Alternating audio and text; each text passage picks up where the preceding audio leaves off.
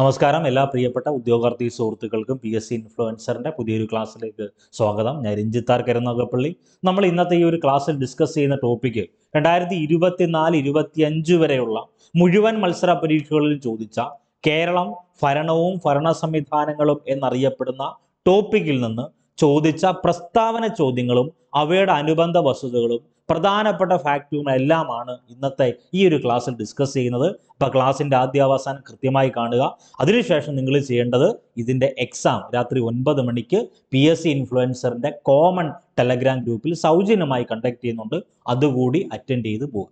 അപ്പോൾ കേരളം ഭരണവും ഭരണ സംവിധാനങ്ങൾ എന്നറിയപ്പെടുന്ന ഏരിയ അല്ലെങ്കിൽ ആ ഒരു ടോപ്പിക്ക് പഠിക്കുമ്പോൾ വളരെ ഇമ്പോർട്ടൻ്റ് ആയിട്ട് പഠിക്കേണ്ട ഒരു ഏരിയ എന്ന് പറയുന്നത് കേരള അഡ്മിനിസ്ട്രേറ്റീവ് സർവീസ് അല്ലെങ്കിൽ കേരള സംസ്ഥാന സിവിൽ സർവീസ് എന്നറിയപ്പെടുന്ന ഏരിയ നമ്മൾ മസ്റ്റായിട്ട് പഠിക്കണം. അതിനോടൊപ്പം തന്നെ കേരള പബ്ലിക് സർവീസ് ആക്റ്റുമായി ബന്ധപ്പെട്ട വസ്തുത നമ്മൾ പഠിക്കണം. ദെൻ കേന്ദ്ര സിവിൽ സർവീസിനെ പറ്റി പഠിക്കണം, സംസ്ഥാന സിവിൽ സർവീസിനെ പറ്റി പഠിക്കണം. അപ്പോൾ ആ ഒരു ടോപ്പിക്കിൽ ബേസ് ഉണ്ടാക്കിയെടുത്താൽ നമ്മൾ എഴുതാൻ പോകുന്ന എല്ലാ മത്സര പരീക്ഷയിലും അത് ഡയറക്റ്റ് ചോദ്യങ്ങളായിക്കോട്ടെ, സ്റ്റേറ്റ്മെന്റ് ക്വസ്റ്റ്യൻ ആയിക്കോട്ടെ, നമുക്ക് ഈസി ആയിട്ട് അത് ക്രാക്ക് ചെയ്യാൻ വേണ്ടി സാധിക്കും. അപ്പോൾ എല്ലാവർക്കും ആദ്യമേ തന്നെ വിജയാശംസകൾ നേരുന്നു. നമ്മൾ നേരെ കണ്ടന്റിലേക്ക് പോവുകയാണ്. ആദ്യം തന്നെ ഒരു ന്യൂജൻ ചോദ്യമാണ്. നമുക്ക് എല്ലാവർക്കും അറിയാം ന്യൂജൻ ചോദ്യം എന്ന് പറഞ്ഞാൽ താഴെ പറയുന്നവയിൽ ശരിയായ പ്രസ്താവന ഏത്, താഴെ പറയുന്നവയിൽ തെറ്റായ പ്രസ്താവന ഏത്, അങ്ങനെയൊക്കെയാണല്ലോ ചോദ്യം വരുന്നത്. അപ്പൊ ചോദ്യം ഇങ്ങനെ തന്നെ, താഴെ പറയുന്നവയിൽ തെറ്റായ പ്രസ്താവന ഏതാണ്? ഓപ്ഷൻ എ നോക്കിയേ, കേരള അഡ്മിനിസ്ട്രേറ്റീവ് സർവീസ്. ഞാൻ ക്ലാസ് തുടങ്ങിയ സമയത്തെ പറഞ്ഞിരുന്നു, കേരളം ഭരണവും ഭരണ സംവിധാനങ്ങൾ എന്നറിയപ്പെടുന്ന ഏരിയ പഠിക്കുമ്പോൾ ആദ്യം ബേസായി അറിയേണ്ട ഒരു ഏരിയ എന്ന് പറഞ്ഞാൽ കേരള സംസ്ഥാന സിവിൽ സർവീസിനെ പറ്റി നമ്മൾ മസ്റ്റായിട്ടും പഠിക്കണം. അതിൽ വരുന്ന സംവിധാനമാണെന്ത്? കേരള അഡ്മിനിസ്ട്രേറ്റീവ് സർവീസ് എന്നറിയപ്പെടുന്ന KAS, കേരള അഡ്മിനിസ്ട്രേറ്റീവ് സർവീസ് ആരംഭിക്കുന്നത് 2018 വളരെ ഇമ്പോർട്ടൻ്റ് ആണ്. കേരള അഡ്മിനിസ്ട്രേറ്റീവ് സർവീസ് ആരംഭിക്കുന്ന വർഷം എന്ന 2018 ജാനുവരി 1 എന്ത് നിലവിൽ വരുന്നത്? കേരള അഡ്മിനിസ്ട്രേറ്റീവ് സർവീസ് നിലവിൽ വരുന്നത് 2018 ജനുവരി 1. ഈ പറയുന്ന കേരള അഡ്മിനിസ്ട്രേറ്റീവ് സർവീസ് എന്നറിയപ്പെടുന്ന KAS രൂപീകരിക്കാൻ ഇടയായ ഒരു നിയമമാണ്. ആ നിയമത്തിന്റെ പേര് 1968 കേരള പബ്ലിക് സർവീസ് ആക്ട് ആണ്. അപ്പോൾ വളരെ പ്രധാനപ്പെട്ട ഒരു ഏരിയ എന്താ? 1968 കേരള പബ്ലിക് സർവീസ് ആക്ടുമായി ബന്ധപ്പെട്ട എന്തൊക്കെ പ്രത്യേകതകൾ എന്താണ്?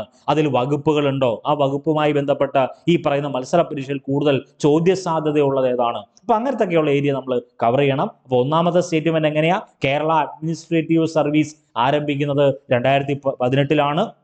അപ്പൊ നമുക്ക് വേണ്ട ചോദ്യം എന്താ? കേരള അഡ്മിനിസ്ട്രേറ്റീവ് സർവീസ് ആരംഭിക്കുന്നത് 2018 ജാനുവരി 1. ഇനി മറ്റൊരു പ്രധാനപ്പെട്ട പ്രത്യേകത നമ്മൾ മുകളിൽ പറഞ്ഞ എന്ത്? കേരള അഡ്മിനിസ്ട്രേറ്റീവ് സർവീസ് ആരംഭിക്കാൻ അല്ലെങ്കിൽ രൂപീകരിക്കാൻ ഇടയായ നിയമം 1968 കേരള പബ്ലിക് സർവീസ് ആക്ട് ആണ്. അപ്പൊ ഈ പറയുന്ന കേരള പബ്ലിക് സർവീസ് ആക്ട് എന്നറിയപ്പെടുന്ന 1968 ഈ സർവീസ് ആക്ട് ആണ് KAS രൂപീകരിക്കാൻ ഇടയായ നിയമം എന്ന് പറയുന്നത്. ഓപ്ഷൻ സിയിലേക്ക് വന്നാൽ, അപ്പൊ ആ രണ്ടാമത്തെ ഓപ്ഷൻ എ ശരിയാണ്, ഓപ്ഷൻ ബി ശരിയാണ്. ഓപ്ഷൻ സിയിലേക്ക് വന്നാൽ കേരള അഡ്മിനിസ്ട്രേറ്റീവ് സർവീസിലെ വളരെ പ്രധാനപ്പെട്ടതാണ്, കേരള അഡ്മിനിസ്ട്രേറ്റീവ് സർവീസിലെ ഉയർന്ന ഉദ്യോഗസ്ഥർ എന്ന് പറയുന്നത് ചീഫ് സെക്രട്ടറിയും ജില്ലാ കളക്ടർ എന്നിവരാണ്. അപ്പൊ കേരള അഡ്മിനിസ്ട്രേറ്റീവ് സർവീസിലെ ഉയർന്ന ഉദ്യോഗസ്ഥർ ആരൊക്കെയാ? ഒന്ന് ചീഫ് സെക്രട്ടറി. ആ നമ്മൾ ആ ഒരു ഹൈറാർക്കി പറയുവാണെങ്കിൽ ഏറ്റവും ടോപ്പ് എന്ന് പറയുന്നത് ചീഫ് സെക്രട്ടറി ആണ്. അപ്പൊ ചീഫ് സെക്രട്ടറിയും ജില്ലാ കളക്ടർ ഈ രണ്ട് ഉദ്യോഗസ്ഥരാണ് കേരള അഡ്മിനിസ്ട്രേറ്റീവ് സർവീസിലെ ഉയർന്ന ഉദ്യോഗസ്ഥരായിട്ട് പരിഗണിക്കപ്പെടുന്നത്. അതുകൂടി ഒന്ന് നോട്ട് ചെയ്തേക്കണം. അപ്പോൾ ഓപ്ഷൻ എ ശരിയാണ്, ഓപ്ഷൻ ബി ശരിയാണ്, ഓപ്ഷൻ സി ശരിയാണ്. എന്ന് വെച്ചാൽ എല്ലാ പ്രസ്താവനകളും ശരിയാണ് എന്ന ആൻസറിലേക്കാണ് നമ്മൾ എത്തുന്നത്. അപ്പൊ നിങ്ങൾ ഒരു കാര്യം മനസ്സിലാക്കണം, ഈ പറഞ്ഞ കേരള അഡ്മിനിസ്ട്രേറ്റീവ് സർവീസുമായി ബന്ധപ്പെട്ട ഈ പറയുന്ന ഫാക്ട് പഠിക്കുമ്പം ഈ 3 പ്രധാനപ്പെട്ട ഫാക്ട് മാത്രം പഠിച്ചാൽ പോരാ. അതായത് ഈ പറഞ്ഞ കേരള അഡ്മിനിസ്ട്രേറ്റീവ് സർവീസിലേക്ക് ഉദ്യോഗസ്ഥരെ തിരഞ്ഞെടുക്കുന്നത് ആരായിരിക്കും? അതായത് സംസ്ഥാന പബ്ലിക് സർവീസ് കമ്മീഷൻ. അപ്പൊ തമിഴ്നാട് സംസ്ഥാനത്തിന്റെ കേസ് എടുക്കുക, തമിഴ്നാട്ടിൽ ഇങ്ങനെ ഒരു അഡ്മിനിസ്ട്രേറ്റീവ് സർവീസ് ഉണ്ടെങ്കിൽ ആ തമിഴ്നാട് ഈ അഡ്മിനിസ്ട്രേറ്റീവ് സർവീസിലേക്ക് ഉദ്യോഗസ്ഥരെ ഈ പറയുന്ന സെർവന്റിനെ റിക്രൂട്ട് ചെയ്യുന്നത് അവിടുത്തെ പബ്ലിക് സർവീസ് കമ്മീഷൻ ആയിരിക്കും. അപ്പൊ ഇവിടെ കേരള അഡ്മിനിസ്ട്രേറ്റീവ് സർവീസിലേക്ക് ഉദ്യോഗസ്ഥരെ തെരഞ്ഞെടുക്കുന്നത് ആരാണ്? അത് KPSC എന്നറിയപ്പെടുന്ന കേരള പബ്ലിക് സർവീസ് കമ്മീഷനാണ്. ഓക്കെ, അതൊന്ന് നോട്ട് ചെയ്തേക്കണേ, വളരെ വളരെ പ്രധാനപ്പെട്ടതാണ്. അപ്പൊ ഈ പറയുന്ന ഓരോ ചോദ്യങ്ങൾ വളരെ പ്രധാനപ്പെട്ടതാണ്. അതിലൊന്നാമത് എന്താ പറഞ്ഞേക്കുന്നത്? കേരള അഡ്മിനിസ്ട്രേറ്റീവ് സർവീസ് ആരംഭിക്കുന്നത് 2018 ജാനുവരി 1. അത് പ്രധാനപ്പെട്ട വസ്തുത. ദെൻ ഈ പറയുന്ന കേരള അഡ്മിനിസ്ട്രേറ്റീവ് സർവീസ് രൂപീകരിക്കാൻ ഇടയായ നിയമം എന്താ? 1968 കേരള പബ്ലിക് സർവീസ് ആക്ട് ആണ്. അതൊന്ന് നോട്ട് ചെയ്തേക്കണം. അടുത്ത ഓപ്ഷൻ സിയിലേക്ക് വന്നാൽ കേരള അഡ്മിനിസ്ട്രേറ്റീവ് സർവീസിലെ ഉയർന്ന ഉദ്യോഗസ്ഥർ 2 വ്യക്തികളാണ്. ഒന്ന് ചീഫ് സെക്രട്ടറിയും മറ്റൊന്ന് ജില്ലാ കളക്ടർ. അപ്പൊ ഈ പറയുന്ന ചീഫ് സെക്രട്ടറിക്കൊക്കെ പ്രത്യേകതയുണ്ട്. അവരുമായി ബന്ധപ്പെട്ട് കറണ്ട് അഫയേഴ്സ് എല്ലാം അപ്ഡേറ്റ് ചെയ്യണം. അത് വരും ദിവസങ്ങൾ നമ്മൾ അപ്ഡേറ്റ് ചെയ്തോളാം. അപ്പൊ ആൻസർ ആയിട്ട് വരേണ്ടത് ഓപ്ഷൻ ഡി ആണ്. എല്ലാ പ്രസ്താവനകളും ശരിയാണ് എന്ന ആൻസറിലേക്കാണ് വരേണ്ടത്. ഇനി ഓരോ ലോജിക്കും നിങ്ങൾ മനസ്സിലാക്കിയേ. ഒന്ന്, ഈ പറയുന്ന കേരള അഡ്മിനിസ്ട്രേറ്റീവ് സർവീസുമായി ബന്ധപ്പെട്ട് കേരള അഡ്മിനിസ്ട്രേറ്റീവ് സർവീസ് രൂപീകരിക്കാൻ 1968 കേരള പബ്ലിക് സർവീസ് ആക്ട് കാരണമായി എന്നാണ് പറഞ്ഞേക്കുന്നത്. ഇനി അതിനകത്ത് ഒരു റിലേറ്റഡ് ഫാക്ട് കൂടി പഠിക്കണം. അതായത് ഇന്ത്യൻ അഡ്മിനിസ്ട്രേറ്റീവ് സർവീസ് ഉണ്ടല്ലോ, ഇന്ത്യയിൽ ഈ പറയുന്ന ഉദ്യോഗസ്ഥരെല്ലാം റിക്രൂട്ട് ചെയ്യുന്ന ഒരു സംവിധാനമുണ്ട്. ഇന്ത്യയിലെ മുഴുവൻ ഗവൺമെന്റ് ശൃംഖലയിലേക്കും റിക്രൂട്ട് ചെയ്യുന്ന ഉദ്യോഗസ്ഥർ, അവരുടെ രീതികൾ എന്തൊക്കെയാണ്, അവരെന്തൊക്കെ ഡ്യൂട്ടീസ് ആണ് ചെയ്യേണ്ടത്. അപ്പൊ അങ്ങനത്തൊക്കെയുള്ള ഒരു രീതിയുണ്ട്. ഇന്ത്യൻ അഡ്മിനിസ്ട്രേറ്റീവ് സർവീസ് എന്ന് നമ്മൾ പറയും. അതായത് IAS എന്നല്ലേ നമ്മൾ പറയുന്നത്, അല്ലയോ? Indian administrative service. അപ്പം ഈ പറയുന്ന ഇന്ത്യൻ അഡ്മിനിസ്ട്രേറ്റീവ് സർവീസുമായി ബന്ധപ്പെട്ട് ഇന്ത്യൻ അഡ്മിനിസ്ട്രേറ്റീവ് സർവീസിന് സമാനമായിട്ട് കേരളം എന്നറിയപ്പെടുന്ന സംസ്ഥാനം രൂപം നൽകിയ സർവീസ് കൂടിയാണ് ഈ പറയുന്ന കേരള അഡ്മിനിസ്ട്രേറ്റീവ് സർവീസ്. അത് ആരംഭിക്കുന്നത് 2018 ജനുവരി 1 എന്നാണ് പറഞ്ഞേക്കുന്നത്. ഇനി നിങ്ങൾ തന്നെ ഒന്ന് ആലോചിച്ച് നോക്കേ, നമ്മളൊക്കെ KS എക്സാമിനേഷൻ എഴുതുന്ന സമയത്ത് ആരും ആയിക്കോട്ടെ, നമ്മൾ എഴുതുന്നില്ല, മറ്റൊരാൾ എഴുതുന്നെങ്കിൽ ആ KS എക്സാമിനേഷനൊക്കെ ഈ കണ്ടക്ട് ചെയ്ത് ഉദ്യോഗസ്ഥരെ തിരഞ്ഞെടുക്കുന്നത് ആരാണ്? അത് കേരള പബ്ലിക് സർവീസ് കമ്മീഷൻ അല്ലേ? കേരള പബ്ലിക് സർവീസ് കമ്മീഷൻ ആയിരിക്കുമല്ലോ. ഇനി ഏറ്റവും പ്രധാനപ്പെട്ട ചോദ്യം, ഈ പറഞ്ഞ കേരള അഡ്മിനിസ്ട്രേറ്റീവ് സർവീസിലെ ഉയർന്ന ഉദ്യോഗസ്ഥർ എന്ന് പറയുന്നത് ഒന്ന് ചീഫ് സെക്രട്ടറി, ജില്ലാ കളക്ടർ എന്നിവരെയാണ്. അതൊക്കെ ഒന്ന് നോട്ട് ചെയ്തേക്കണം. അപ്പൊ അത്രയും കാര്യങ്ങൾ ക്ലിയർ ആയി എന്ന് വിശ്വസിക്കുന്നു. ഇനി കുറച്ച് ബേസ് ഫാക്റ്റുകളുണ്ട്. അത് മത്സര പരീക്ഷയിൽ 1-2 മാർക്കിൽ ബേസ് ആയിട്ട് ചിലപ്പോൾ ചോദിച്ചാൽ നിങ്ങൾ മാത്രം എഴുതാതിരിക്കരുത്. ഒന്ന്, ഇന്ത്യൻ സിവിൽ സർവീസിന്റെ പിതാവ് ആരാണ്? ഇന്ത്യൻ സിവിൽ സർവീസിന്റെ പിതാവ് എന്നറിയപ്പെടുന്നത് അത് കോൺവാലിസ് പ്രഭുവാണ്. ഇന്ത്യൻ സിവിൽ സർവീസിന്റെ പിതാവ് എന്നറിയപ്പെടുന്നത് കോൺവാലിസ് പ്രഭുവും. അടുത്തത് ഓൾ ഇന്ത്യ സിവിൽ സർവീസ് ഉണ്ട്. ഓൾ ഇന്ത്യ സിവിൽ സർവീസിന്റെ പിതാവ് എന്നറിയപ്പെടുന്നത് സർദാർ വല്ലഭായ് പട്ടേലുമായി. ഈ സർദാർ വല്ലഭായ് പട്ടേലുമായി ബന്ധപ്പെട്ട് മുൻ ക്ലാസ്സുകളിൽ നമ്മൾ സ്പെക്ട്രത്തിന്റെ ടെക്സ്റ്റിനെ റെഫറൻസ് ആയിട്ട് എടുത്ത സമയത്ത് കുറച്ച് ഫാക്റ്റുകൾ പറഞ്ഞിരുന്നു. എനിക്കൊരു കൾച്ചറെ അറിയൂ, അത് അഗ്രികൾച്ചർ ആണെന്ന് പറഞ്ഞത് സർദാർ വല്ലഭായ് പട്ടേലാണ്.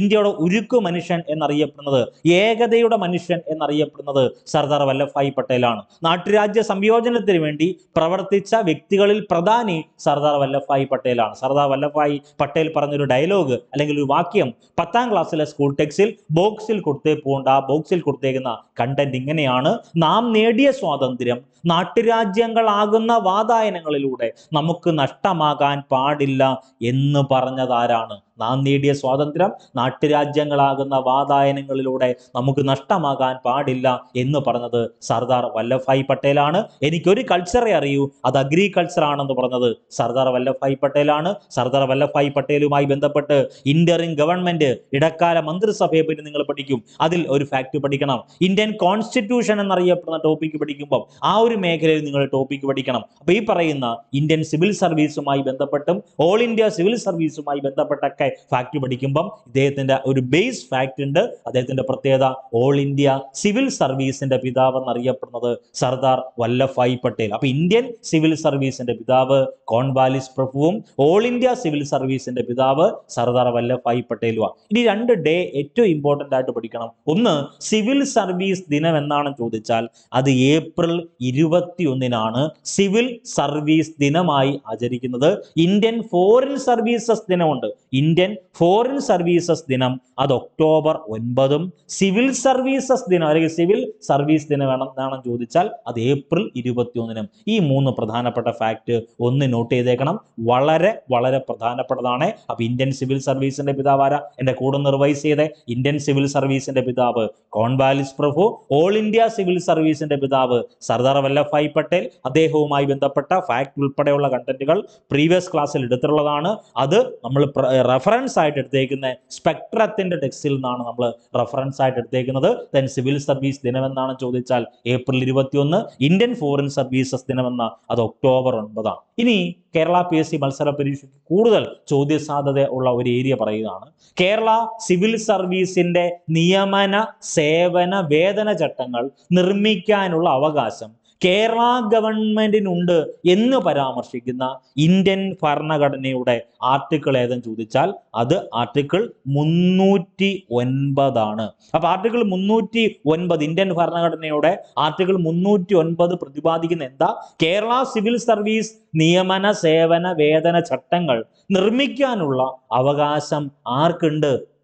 കേരള ഗവൺമെന്റിനുണ്ട്. അപ്പൊ എന്ന് വെച്ചാൽ അതിനർത്ഥം എന്തുവാ? ഈ പറയുന്ന സംസ്ഥാന സിവിൽ സർവീസിലെ നിയമന സേവന വേതന ചട്ടങ്ങൾ നിർമ്മിക്കാനുള്ള അവകാശം ഓരോ സംസ്ഥാന ഗവൺമെന്റിനും ഉണ്ട്. ഇപ്പൊ തമിഴ്നാടിനെ എടുക്കുക, അല്ലെങ്കിൽ പഞ്ചാബിനെ എടുക്കുക, അല്ലെങ്കിൽ മഹാരാഷ്ട്ര എടുക്കുക, അല്ലെങ്കിൽ ഏത് ഇന്ത്യൻ സംസ്ഥാനത്തെ എടുത്തോ, 28 സംസ്ഥാനങ്ങളും 8 കേന്ദ്രഭരണ പ്രദേശങ്ങളുമുള്ള ഇന്ത്യ മഹാരാജ്യത്ത് ഒരു സംസ്ഥാനത്തെ സിവിൽ സർവീസ് നിയമന സേവന വേതന ചട്ടങ്ങൾ നിർമ്മിക്കാനുള്ള അവകാശം അതാത് സംസ്ഥാന ഗവൺമെന്റിനുണ്ട് എന്ന് പരാമർശിക്കുന്ന ഇന്ത്യൻ ഭരണഘടന ആർട്ടിക്കിൾ 309 വളരെ വളരെ പ്രധാനപ്പെട്ടതാണ്. ഇനി ഈ പറഞ്ഞ കേരള അഡ്മിനിസ്ട്രേറ്റീവ് സർവീസ് എന്നറിയപ്പെടുന്ന KS ഉദ്യോഗസ്ഥരെ തിരഞ്ഞെടുക്കുന്നത് ആരാണ്? അത് കേരള പബ്ലിക് സർവീസ് കമ്മീഷനാണ്. അപ്പൊ തമിഴ്നാട് അഡ്മിനിസ്ട്രേറ്റീവ് സർവീസ് എന്നറിയപ്പെടുന്ന ഒരു സംവിധാനം ക്രിയേറ്റ് ചെയ്യുവാണെങ്കിൽ അവിടുത്തെ ഉദ്യോഗസ്ഥരെ റിക്രൂട്ട് ചെയ്യുന്ന ആരായിരിക്കും? തമിഴ്നാട് പബ്ലിക് സർവീസ് കമ്മീഷൻ ആയിരിക്കും. അപ്പോൾ ഓരോ സംസ്ഥാനത്തെയും ഈ പറയുന്ന സിവിൽ സർവീസ് നിയമന സേവന വേതന ചട്ടങ്ങൾ നിർമ്മിക്കാനുള്ള അവകാശം ഓരോ സംസ്ഥാനത്തിനുമുണ്ട്, അല്ലെങ്കിൽ കേരള ഗവൺമെന്റിനുണ്ട് എന്ന് പരാമർശിക്കുന്ന ഇന്ത്യൻ ഭരണഘടനയുടെ ആർട്ടിക്കിൾ 309 അതൊന്ന് പഠിച്ചു വെച്ചേക്കണം. ഇനി നമ്മൾ പഠിക്കാൻ പോകുന്ന അല്ലെങ്കിൽ പറയാൻ പോകുന്ന വളരെ വളരെ ഇമ്പോർട്ടൻ്റ് ആയിട്ടുള്ള ഒരു ഏരിയ എന്ന് പറഞ്ഞാൽ, ഈ പറയുന്ന നമ്മൾ സിവിൽ സർവീസിനെ ഒക്കെ പഠിക്കുമ്പം 2 പ്രധാനപ്പെട്ട സിവിൽ സർവീസിനെ പറ്റി നമ്മൾ കോമൺ ആയിട്ട് പഠിക്കും. ഒന്ന് കേന്ദ്ര സിവിൽ സർവീസ് എന്ന് പറയും, സംസ്ഥാന സിവിൽ സർവീസ് പറയും. നമ്മൾ 10ാം ക്ലാസ്സിൽ SCERT സ്കൂൾ ടെക്സ്റ്റ് ചാപ്റ്റർ എടുക്കുമ്പം 3ാമത്തെ ചാപ്റ്റർ SCERTയിലെ സോഷ്യൽ സയൻസിലെ 3ാമത്തെ ഒരു ചാപ്റ്റർ ഉണ്ട്, പൊതുഭരണം എന്നാൽ ഗവൺമെന്റ് ഭരണത്തെ സംബന്ധിക്കുന്നതാണ് എന്നൊക്കെ പറഞ്ഞത് N. ഗ്ലാഡൻ എന്ന് പറഞ്ഞൊക്കെ നമ്മൾ പഠിക്കും. അപ്പൊ അവിടെ ആ ഒരു ടോപ്പിക്ക് റെഫറൻസ് ആയിട്ട് എടുക്കുന്ന സമയത്തും ഈ പറയുന്ന ടോപ്പിക്കുകളെല്ലാം നമ്മൾ പഠിച്ചു പോകും. കേന്ദ്ര സിവിൽ സർവീസ് എന്ന് പറഞ്ഞാൽ ഈ പറയുന്ന ഉദ്യോഗസ്ഥരെ റിക്രൂട്ട് ചെയ്യുകയും നിയമിക്കുകയും ചെയ്യുന്നത് എപ്പോഴും ആരായിരിക്കും? അത് കേന്ദ്ര തലത്തിലായിരിക്കും. ഒരിക്കലും കേന്ദ്ര സിവിൽ സർവീസ് എന്ന് പറഞ്ഞിട്ട് സംസ്ഥാന തലത്തിൽ അവരെ റിക്രൂട്ട് ചെയ്യേണ്ട ആവശ്യമുണ്ടോ? ഇല്ല. അപ്പൊ കേന്ദ്ര സിവിൽ സർവീസ് എന്ന് പറഞ്ഞാൽ ഉദ്യോഗസ്ഥരെ റിക്രൂട്ട് ചെയ്യുന്നതും നിയമിക്കുകയും ചെയ്യുന്നത് ഏത് തലത്തിലാണ്? ഒരു സെൻട്രൽ തലത്തിലാണ്, കേന്ദ്ര തലത്തിലാണ് ഈ ഉദ്യോഗസ്ഥരെ റിക്രൂട്ട് ചെയ്യുകയും നിയമിക്കുകയും ചെയ്യുന്നത്. ഇനി ഇവർക്ക് വേണ്ടി പരീക്ഷ നടത്തണമല്ലോ. അപ്പൊ നമ്മൾ കേന്ദ്ര സിവിൽ സർവീസിൽ പോവുക, അല്ലെങ്കിൽ കേന്ദ്ര സിവിൽ സർവീസിൽ പോകുമ്പം അതിന്റെ പരീക്ഷ നടത്തുന്നത് അത് UPSC യൂണിയൻ പബ്ലിക് സർവീസ് കമ്മീഷനാണ്. ഈ പറയുന്ന UPSCയുടെ രൂപീകരണവുമായി ബന്ധപ്പെട്ട കമ്മീഷന്റെ പേരാണ് ലീ കമ്മീഷൻ എന്നൊക്കെ പറയും. ലീ കമ്മീഷൻ UPSC എന്നറിയപ്പെടുന്ന ടോപ്പിക് പഠിക്കുമ്പം നമ്മൾ പഠിക്കുന്ന കോൺസ്റ്റിറ്റ്യൂഷൻ ഫാക്ട് ഉണ്ട്. Watchdog of Indian merit system, Indian merit സമ്പ്രദായത്തിന്റെ വാച്ച് ഡോഗ് അല്ലെങ്കിൽ കാവൽക്കാരൻ എന്നറിയപ്പെടുന്നത് ആരാണ്? അത് UPSC ആണ്. നമ്മൾ ഈ പറയുന്ന വാച്ച് ഡോഗ് എന്ന് പറയുന്ന വാക്ക് ചേർത്ത് 3 ചോദ്യങ്ങളാണ് മത്സര പരീക്ഷയ്ക്ക് ചോദിക്കുന്നത്. ഒന്ന്, watchdog of Indian constitution, Indian ഭരണഘടനയുടെ കാവൽക്കാരൻ എന്നറിയപ്പെടുന്ന ആരാണ്? ഇന്ത്യൻ ഭരണഘടനയുടെ കാവൽക്കാരൻ, watchdog of Indian constitution എന്നറിയപ്പെടുന്നത് അത് സുപ്രീം കോടതിയാണ്. ഇന്ത്യൻ ഭരണഘടനയുടെ കാവൽക്കാരൻ എന്നറിയപ്പെടുന്നത് അത് സുപ്രീം കോടതിയാണ്. ഏറ്റവും പ്രധാനപ്പെട്ട മറ്റൊരു ചോദ്യമുണ്ട്, watch dog of Indian public purse, Indian പൊതു ഖജനാവിന്റെ കാവൽക്കാരൻ എന്നറിയപ്പെടുന്ന ആരാ? അത് കൺട്രോളർ ആൻഡ് ഓഡിറ്റർ ജനറൽ ആണെന്ന് നമ്മൾ പഠിക്കും. അടുത്ത ഏറ്റവും പ്രധാനപ്പെട്ട ചോദ്യമാണ് watchdog of Indian merit system, Indian merit സമ്പ്രദായത്തിന്റെ കാവൽക്കാരൻ എന്നറിയപ്പെടുന്നത് UPSC ആണ്. UPSCയുടെ രൂപീകരണവുമായി ബന്ധപ്പെട്ട കമ്മീഷന്റെ പേരാണ് ലീ കമ്മീഷൻ. അതൊന്ന് നോട്ട് ചെയ്തേക്കണം. അപ്പൊ ഈ പറയുന്ന കേന്ദ്ര സിവിൽ സർവീസ് നിയമനങ്ങളെ അല്ലെങ്കിൽ ഉദ്യോഗസ്ഥരെ റിക്രൂട്ട് ചെയ്യുകയും നിയമിക്കുകയും ചെയ്യുന്ന ആരെന്നാണ് ഞാൻ പറഞ്ഞത്? കേന്ദ്ര തലത്തില പരീക്ഷ നടത്തുന്ന ആരാണ്? UPSC ആണ്. അടുത്തത് ഈ പറഞ്ഞ UPSCയിലെ ഓരോ അംഗങ്ങളുണ്ടല്ലോ. UPSC എന്ന് പറഞ്ഞാൽ എന്ത്? പരീക്ഷ നടന്നത് UPSC ആ. അപ്പൊ UPSCക്ക് ഒരു ചെയർമാൻ കാണും, UPSCയിലെ മറ്റ് അംഗങ്ങൾ കാണും. അപ്പൊ ചെയർമാൻ ഉൾപ്പെടെയുള്ള യൂണിയൻ പബ്ലിക് സർവീസ് കമ്മീഷനിലെ അംഗങ്ങളെയൊക്കെ നിയമിക്കുന്നതാണ് ആരാണ്? അത് ഇന്ത്യയുടെ രാഷ്ട്രപതിയാണ്. നമുക്ക് എല്ലാവർക്കും അറിയാം, ഇന്ത്യയുടെ പ്രഥമ പൗരൻ എന്നറിയപ്പെടുന്ന, ഇന്ത്യയുടെ ഫസ്റ്റ് പേഴ്സൺ എന്നറിയപ്പെടുന്ന ഇന്ത്യൻ രാഷ്ട്രപതി ഇപ്പോൾ നിലവിൽ ദ്രൗപദി മുർമു ആണല്ലോ. അപ്പൊ ഇന്ത്യയുടെ രാഷ്ട്രപതിയാണ് UPSC അംഗങ്ങളെ നിയമിക്കുന്നത്. ഇനി ഏറ്റവും പ്രധാനപ്പെട്ട ചോദ്യം, അവിടെ ഏറ്റവും പ്രധാനപ്പെട്ട ഒരു വാക്കുണ്ട്, സെൻട്രൽ അഡ്മിനിസ്ട്രേറ്റീവ് ട്രൈബ്യൂണൽ അല്ലെങ്കിൽ CAT, CAT എന്ന് പറയും. എന്താ ചോദ്യം? എന്താ ഈ പറയുന്ന കേന്ദ്ര ഉദ്യോഗസ്ഥരായിട്ട് ഇപ്പം ഈ ക്ലാസ് കാണുന്ന നിങ്ങളിൽ ഓരോരുത്തരും കേന്ദ്ര സിവിൽ സർവീസ് UPSCയുടെ IAS അങ്ങനത്തുള്ള പരീക്ഷ എഴുതിയെടുത്തു എങ്കിൽ നിങ്ങൾ എന്തായി? IAS നേടി, നിങ്ങൾക്ക് ട്രെയിനിങ് കാണും. അതിനുശേഷം ഈ പറയുന്ന നിങ്ങളുടെ ഉദ്യോഗസ്ഥരായിട്ടുള്ള നിങ്ങളുടെ അധികാരങ്ങൾ, നിങ്ങളുടെ സേവനങ്ങൾ, അതുമായി ബന്ധപ്പെട്ട പരാതിയുമായി ബന്ധപ്പെട്ട കാര്യങ്ങളൊക്കെ നടപ്പിലാക്കാൻ നിലവിലുള്ള ഒരു സംവിധാനത്തിന്റെ പേരാണ് സെൻട്രൽ അഡ്മിനിസ്ട്രേറ്റീവ് ട്രൈബ്യൂണൽ അല്ലെങ്കിൽ CAT എന്ന് പറയും. വളരെ വളരെ പ്രധാനപ്പെട്ടതാണ്. ഈ പറയുന്ന കേന്ദ്ര സിവിൽ സർവീസ് വേറെ ഒന്നും നിങ്ങൾ ആലോചിക്കേണ്ടതേ, നിങ്ങൾ ഈ പറയുന്ന IAS IPS പരീക്ഷ എഴുതിയെടുത്തു, അല്ലെങ്കിൽ IAS പരീക്ഷ എഴുതി, ഇന്ത്യൻ എക്കണോമിക് സർവീസ് എന്നറിയപ്പെടുന്ന IAS, Indian administrative service, Indian police service, അങ്ങനത്തുള്ള ഓരോ കേന്ദ്ര സിവിൽ സർവീസിൽ നിങ്ങൾ റിക്രൂട്ട് ചെയ്യാൻ വേണ്ടി നിങ്ങൾ ആ പരീക്ഷ എക്സാം ആപ്ലിക്കേഷൻ അയച്ചു. അപ്പൊ എക്സാം കണ്ടക്ട് ചെയ്യുന്നതും ആ റിക്രൂട്ട്മെന്റ് നടത്തുന്നതൊക്കെ ആരാണ്? കേന്ദ്ര തലത്തിലാണ്. അതിന്റെ എക്സാം കണ്ടക്ട് ചെയ്യുന്ന ആരാ? UPSC.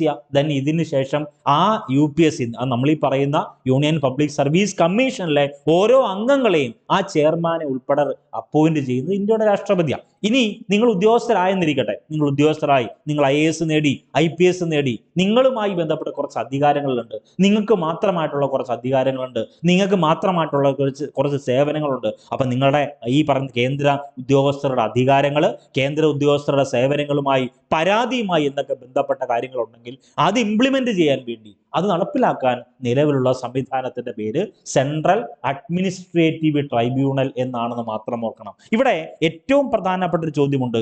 ഈ പറഞ്ഞ യൂണിയൻ പബ്ലിക് സർവീസ് കമ്മീഷൻ ഉണ്ടല്ലോ, ഈ UPSC ചെയർമാന്റെയും അംഗങ്ങളുടെയും കാലാവധി എത്ര വർഷമാണ്? നിങ്ങൾ തന്നെ ആലോചിച്ച് നോക്കിയേ.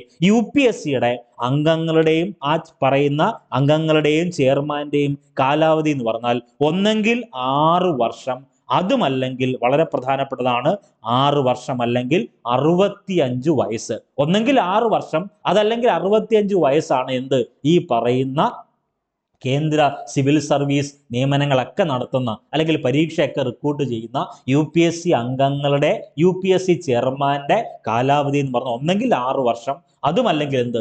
65 വയസ്സ്. ക്ലിയർ ആണ് എന്ന് വിശ്വസിക്കുന്നു. അതാണ് ഈ പറയുന്ന കേന്ദ്ര സിവിൽ സർവീസുമായി ബന്ധപ്പെട്ട് നിങ്ങൾ പഠിക്കേണ്ടത്. ഇനി നിങ്ങൾ ഓപ്പോസിറ്റ് പഠിച്ചാൽ മതി. നിങ്ങൾ തന്നെ ഒന്ന് ആലോചിച്ച് നോക്കിയേ, സംസ്ഥാന സിവിൽ സർവീസ് എന്ന് വെച്ചാൽ എന്തുമായിരിക്കും? ഈ പറയുന്ന ഇതേ കണ്ടന്റ് തന്നെ ഇങ്ങോട്ട് വരണം, സ്റ്റേറ്റിലേക്ക് വരണം. അതായത് ഈ പറയുന്ന സംസ്ഥാനത്ത് ഉദ്യോഗസ്ഥരെ റിക്രൂട്ട് ചെയ്യുന്നതും ഈ പറയുന്ന ഉദ്യോഗസ്ഥരെ നിയമിക്കുകയും ചെയ്യുന്ന ആരാണ്? സംസ്ഥാന തലത്തിലാണ്. അപ്പൊ സംസ്ഥാന തലത്തിൽ ഈ പറയുന്ന ഉദ്യോഗസ്ഥരെ നിയമിക്കണം, ഉദ്യോഗസ്ഥരെ നിയമിക്കാൻ വേണ്ടിയുള്ള പരീക്ഷ നടത്തണം. അപ്പൊ സംസ്ഥാന തലത്തിലാവുമ്പോൾ പരീക്ഷ നടത്തുന്നത് സ്റ്റേറ്റ് PSC, സംസ്ഥാന പബ്ലിക് സർവീസ് കമ്മീഷൻ.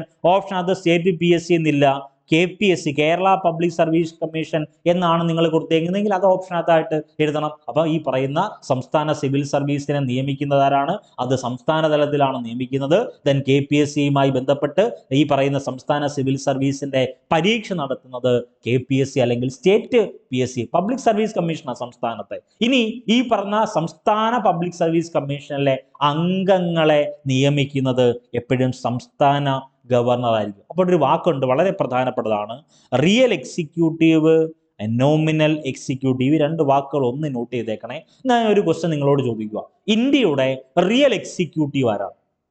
ആയിട്ട് സാർ നിങ്ങൾ കമന്റ് ചെയ്താൽ മതി. ഇന്ത്യയുടെ, അങ്ങനെ തന്നെ കമന്റ് ചെയ്യണം, റിയൽ എക്സിക്യൂട്ടീവ് അല്ലെങ്കിൽ RE = ഇന്നത്, നോമിനൽ NE = ഇന്ത്യ മഹാരാജ്യത്തിന്റെ, അതായത് 28 സംസ്ഥാനങ്ങളും 8 കേന്ദ്രഭരണ പ്രദേശങ്ങളുമുള്ള ഇന്ത്യയുടെ റിയൽ എക്സിക്യൂട്ടീവ് ആരാണ്? ഇത് ഈ ക്ലാസ്സിന്റെ ഏറ്റവും അവസാനം നമ്മൾ ഡിസ്കസ് ചെയ്യും. ആരാണ് റിയൽ എക്സിക്യൂട്ടീവ്, ആരാണ് നോമിനൽ എക്സിക്യൂട്ടീവ്. അപ്പൊ നിങ്ങൾ കമന്റ് ചെയ്തു എന്ന് വിശ്വസിക്കുന്നു.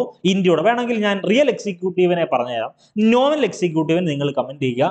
ഈ ക്ലാസ് കാണുന്നതിനോടൊപ്പം കമന്റ് ചെയ്താൽ മതി. റിയൽ എക്സിക്യൂട്ടീവ്, ഇന്ത്യ മഹാരാജ്യത്തിന്റെ റിയൽ എക്സിക്യൂട്ടീവ് എന്ന് പറഞ്ഞാൽ ഇന്ത്യ എന്ന മഹാരാജ്യത്തിന്റെ റിയൽ എക്സിക്യൂട്ടീവ് പ്രധാനമന്ത്രിയാണ്, പ്രൈം മിനിസ്റ്ററാണ്. ഇന്ത്യയുടെ നോമിനൽ എക്സിക്യൂട്ടീവ് എന്നറിയപ്പെടുന്നത് രാഷ്ട്രപതി, പ്രസിഡന്റുമാണ്. ക്ലിയർ ആണല്ലോ. ഇനി ഇതേ കണ്ട് ഞാൻ ഓപ്പോസിറ്റ് എടുക്കണം.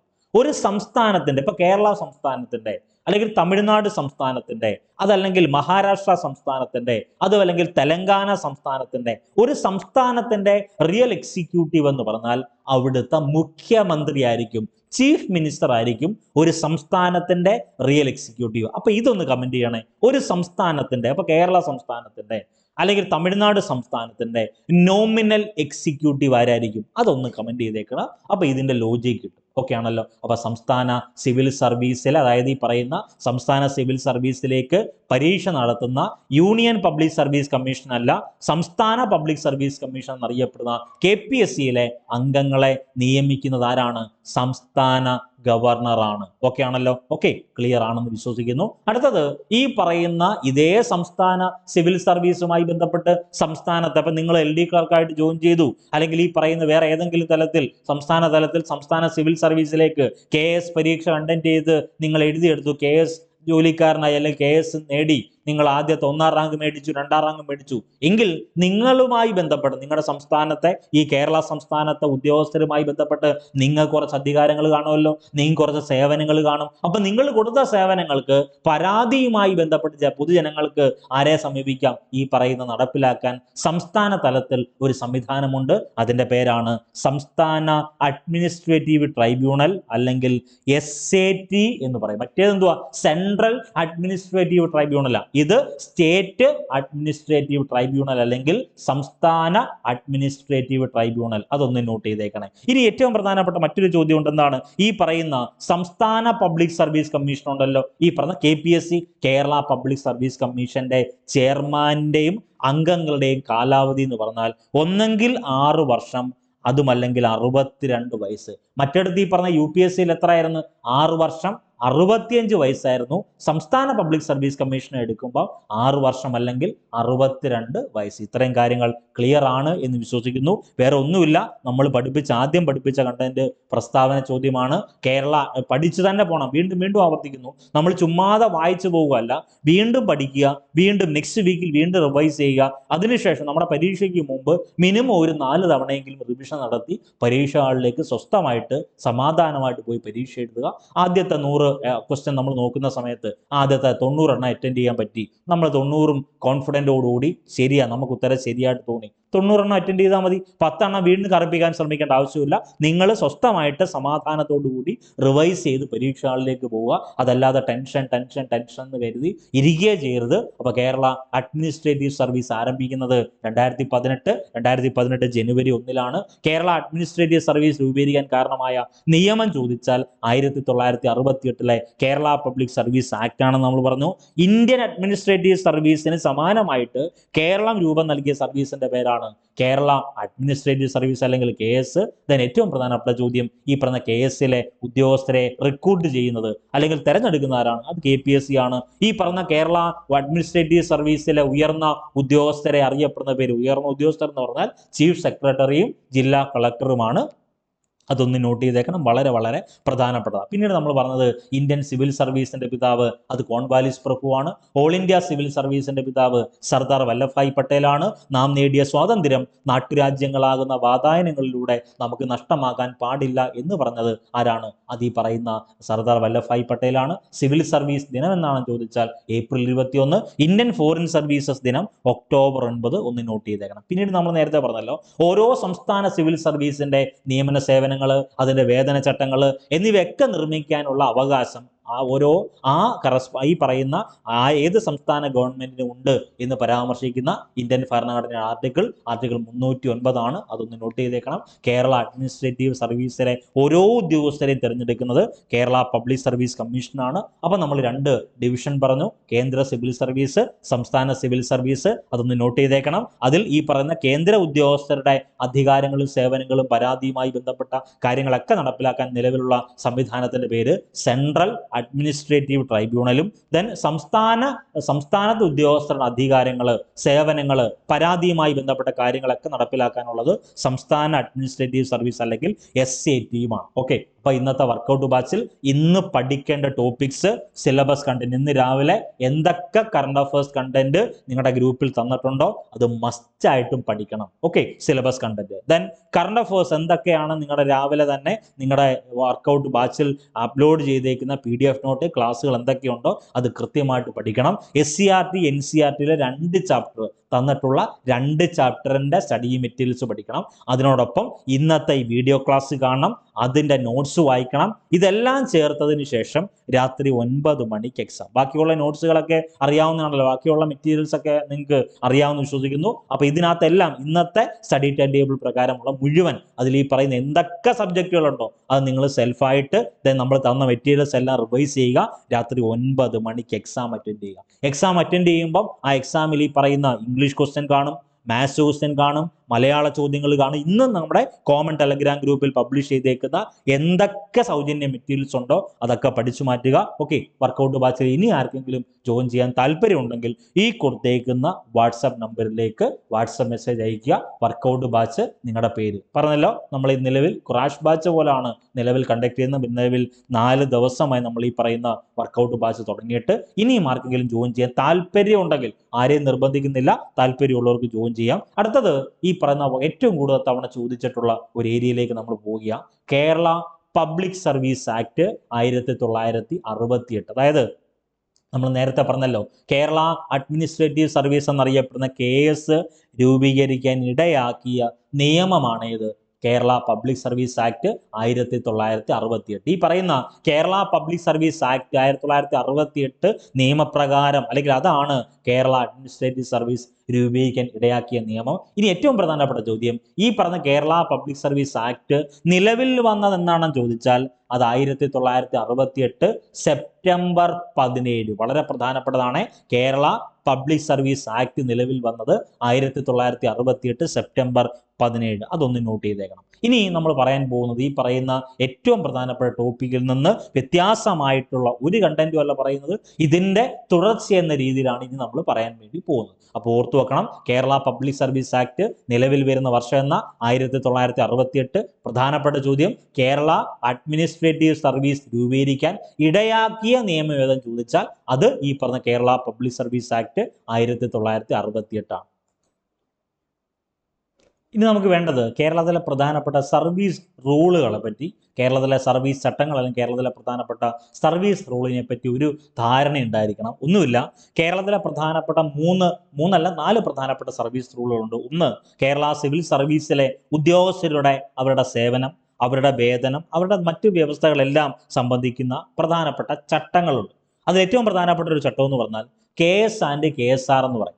Kerala state subordinate service rules എന്ന് പറയുന്ന ഒരു ഏരിയ അല്ലെങ്കിൽ സർവീസ് ചട്ടമുണ്ട്. അത് 1958 ആണ്. അപ്പൊ KS ആൻഡ് KSR 1958 പ്രതിപാദിക്കുന്നത് കേരള സ്റ്റേറ്റ് സബോർഡിനേറ്റ് സർവീസ് റൂൾസിനെ പറ്റിയാണ്. രണ്ടാമത്തത് 1959 KSRനെ പറ്റി, അതായത് കേരള സർവീസ് റൂൾസിനെ പറ്റി പ്രതിപാദിക്കുന്നുണ്ട്. അതാണ് KSR 1959. ദെൻ മൂന്നാമത്തത് 1960 പ്രധാനപ്പെട്ട ഒരു കേരള സിവിൽ സർവീസസ് ചട്ടമുണ്ട്. അതിനകത്ത് പറഞ്ഞേക്കുന്നത് തരംതിരിക്കലും നിയന്ത്രണവും അപ്പീലും, അതായത് ഈ പറയുന്ന ഓരോ വിഭാഗം തരംതിരിക്കൽ, അതിന് നിയന്ത്രണം, അതിൻ്റെ അപ്പീൽ അധികാരം തുടങ്ങിയിട്ടുള്ള കാര്യങ്ങൾ, സർവീസ് സംബന്ധമായിട്ടുള്ള കാര്യങ്ങളെ പറ്റിയൊക്കെ പ്രതിപാദിക്കുന്നത് 1960 സർവീസ് ചട്ടത്തെ പറ്റിയാണ്. ദെൻ 1960 വീണ്ടും കേരള സംസ്ഥാന ഗവൺമെന്റുമായി ബന്ധപ്പെട്ട് Kerala government servants contact rules എന്നറിയപ്പെടുന്ന ഒരു സർവീസ് ചട്ടമുണ്ട്. അത് 1960. ഈ പറയുന്ന 4 പ്രധാനപ്പെട്ട സർവീസ് ചട്ടങ്ങളെ പറ്റി ഒരു ധാരണ ഉണ്ടായിരിക്കണം. വർഷങ്ങളൊന്ന് നോട്ട് ചെയ്തേക്കണം. അപ്പൊ KS ആൻഡ് KSR 1958, KSR 1959, പിന്നെ പറഞ്ഞേക്കുന്നത് കേരള സിവിൽ സർവീസസ് 1960 ചട്ടങ്ങൾ തരംതിരിക്കലും നിയന്ത്രണവും അപ്പീലും. ദെൻ വരും ദിവസങ്ങൾ ഇതൊക്കെ ഡീറ്റെയിൽസ് നമ്മൾ ഡിസ്കസ് ചെയ്യും. അടുത്തത് കേരള PSC മത്സര പരീക്ഷയ്ക്ക് ചോദിക്കുന്ന ഏരിയയിൽ നിന്ന് വ്യത്യാസമായിട്ട്, ഇത് PYQ ഒന്നും അല്ല, എന്നിരുന്നാലും ഒന്ന് നോട്ട് ചെയ്തേക്കുക. കേരള സംസ്ഥാന സിവിൽ സർവീസ് എന്ന് പറഞ്ഞാൽ നമുക്ക് എല്ലാവർക്കും അറിയാവുന്നതാണ്. ഈ പറഞ്ഞ സംസ്ഥാന പബ്ലിക് സർവീസ് കമ്മീഷൻ വഴി സംസ്ഥാന സിവിൽ സർവീസിലേക്കുള്ള ഉദ്യോഗസ്ഥരെ തിരഞ്ഞെടുത്തു. അപ്പൊ അങ്ങനെ കേരള സംസ്ഥാന സിവിൽ സർവീസായി. ഈ കേരള സംസ്ഥാന സിവിൽ സർവീസിലെ 2 വിഭാഗമുണ്ട്. ഒന്ന് സ്റ്റേറ്റ് സർവീസ് ഗസറ്റഡ് പോസ്റ്റും ഉണ്ട്, സബോർഡിനേറ്റ് സർവീസ് നോൺ ഗസറ്റഡ് പോസ്റ്റും ഉണ്ട്. അതായത് ഈ പറഞ്ഞ സ്റ്റേറ്റ് സർവീസ് ഗസറ്റഡ് പോസ്റ്റ് എന്ന് പറഞ്ഞാൽ ക്ലാസ് 1, ക്ലാസ് 2 ജീവനക്കാരെയാണ് സ്റ്റേറ്റ് സർവീസ് ഗസറ്റഡ് പോസ്റ്റ് വിഭാഗത്തിൽ ഉൾപ്പെടുത്തുന്നത്. Subordinate service non gazetted post എന്ന് പറഞ്ഞാൽ ക്ലാസ് 3, ക്ലാസ് 4 ജീവനക്കാരെയാണ് സബോർഡിനേറ്റ് സർവീസ് നോൺ ഗസറ്റഡ് പോസ്റ്റിൽ ഉൾപ്പെടുത്തുന്നത്. ഇതിനി നമുക്ക് വേണ്ട ചോദ്യത്തിലേക്ക് വരാം. താഴെ പറയുന്നവയിൽ ഏത് വിഭാഗമാണ് കേരള സ്റ്റേറ്റ് സർവീസിൽ ഉൾപ്പെടുന്നത്? അങ്ങനെയാണ് ചോദ്യം ചോദിക്കാറുള്ളത്. അപ്പൊ ഈ പറയുന്ന കേരള സ്റ്റേറ്റ് സർവീസിലുള്ള പ്രധാനപ്പെട്ട, മുഴുവൻ പറയുമല്ല, പ്രധാനപ്പെട്ട സർവീസുകളെ ഒന്ന് നോട്ട് ചെയ്തേക്കണം. കേരള ട്രഷറി സർവീസ് വളരെ പ്രധാനപ്പെട്ടതാണ്. കേരള ട്രഷറി സർവീസ് ഈ പറഞ്ഞ കേരള സ്റ്റേറ്റ് സർവീസിൽ ഉൾപ്പെടുന്നതാണ്. കേരള റവന്യൂ സർവീസ് ഉണ്ട്, കേരള സ്റ്റേറ്റ് സർവീസിൽ ഉൾപ്പെടുന്നതാണ്. കേരള വാട്ടർ ട്രാൻസ്പോർട്ട് സർവീസ് ഉണ്ട്, പ്രധാനപ്പെട്ടത് മാത്രമാണ്. മുൻകാല വർഷങ്ങൾ ധാരാളമായി ചോദിച്ചിട്ടുള്ള Kerala treasury service, Kerala revenue service, Kerala water transport service ഒക്കെ കേരള സ്റ്റേറ്റ് സർവീസിൽ ഉൾപ്പെടുന്നതാണ്. ഇനി കേരള സബോർഡിനേറ്റ് സർവീസിൽ ഉൾപ്പെടുന്നതാണ് Kerala judicial ministerial service, Kerala subordinate സർവീസിൽ ഉൾപ്പെടുന്ന. കേരള ലാസ്റ്റ് ഗ്രേഡ് സർവീസ് ഇതിനകത്ത് ഉൾപ്പെടുന്ന, കേരള സബോർഡിനേറ്റ് സർവീസിൽ ഉൾപ്പെടുന്ന. Then Kerala part time contingent service ഈ പറഞ്ഞ കേരള സബോർഡിനേറ്റ് സർവീസിൽ ഉൾപ്പെടുന്നതാണ്. ഓക്കെ ആണല്ലോ. അപ്പൊ ഇത്രയും കണ്ടന്റുകൾ നമ്മൾ ഇന്നത്തെ ക്ലാസ്സിൽ ഡിസ്കസ് ചെയ്തു. വീണ്ടും ആവർത്തിക്കുന്നു, ഇന്ന് ഈ ക്ലാസ് മാത്രമല്ല, പ്രധാനപ്പെട്ട കറണ്ട് അഫേഴ്സ് പഠിക്കണം. ഇന്ന് വർക്കൗട്ട് ബാച്ചിൽ എന്തൊക്കെ ടോപ്പിക്ക് തന്നിട്ടുണ്ടോ അത് സിസ്റ്റമാറ്റിക് ആയിട്ട് കൃത്യമായിട്ട് പഠിക്കണം. ഇനി നിങ്ങളുടെ മുന്നിൽ 36 ദിവസം നിങ്ങളുടെ മുന്നിലുണ്ട്. ആത്മാർത്ഥമായിട്ട് വർക്ക് ചെയ്ത് ആത്മാർത്ഥമായിട്ട് റിവൈസ് ചെയ്താൽ ഉറപ്പായിട്ടും ഈ വരുന്ന ഏത് മത്സര പരീക്ഷയും നിങ്ങൾക്ക് ഗുണകരമായിട്ട് മാറും. അപ്പൊ എല്ലാവർക്കും എല്ലാവിധ ആശംസകളും നേരുന്നു. നന്ദി, നമസ്കാരം.